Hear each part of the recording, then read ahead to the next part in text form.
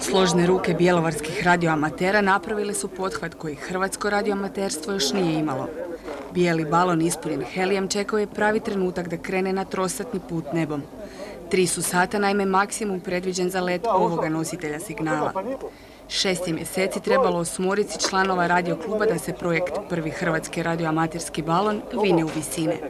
Pa evo, sve zemlje okolo su pustile, mi smo ostali tu u ovom dijelu Europe, još nismo pustili, pa onda tako isplanirali smo da to pustimo.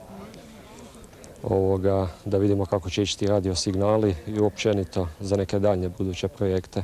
Ovo smo pokušali da osim tradicionalnih komunikacijskih sustava koje koriste radioamateri u svakodnevnom obliku, da prikažemo i druge oblike komunikacija, znači instaliranje komunikacijskih uređaja na balon i da pratimo tijek komunikacija od zračnog prostora do zemlje.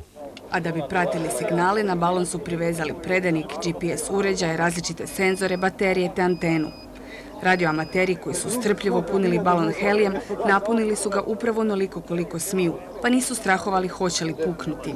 Ne, nismo bili u strahu jer same podaci za novi balon kažu da ide 8 bara, ide unutra, mi smo ga punili negdje na 7,5 bara.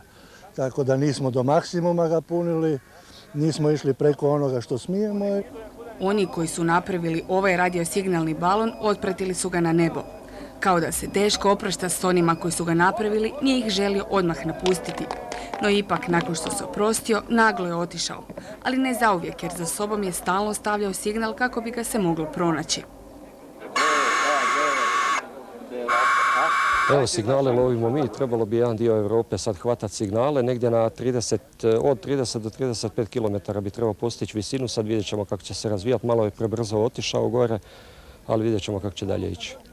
Doznali smo da je balon letio oko 3 sata, te odolio svim opasnostima na nebu.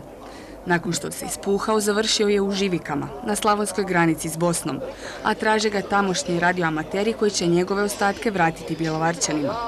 Oni pak spremaju jednak pothvat za oko godinu dana.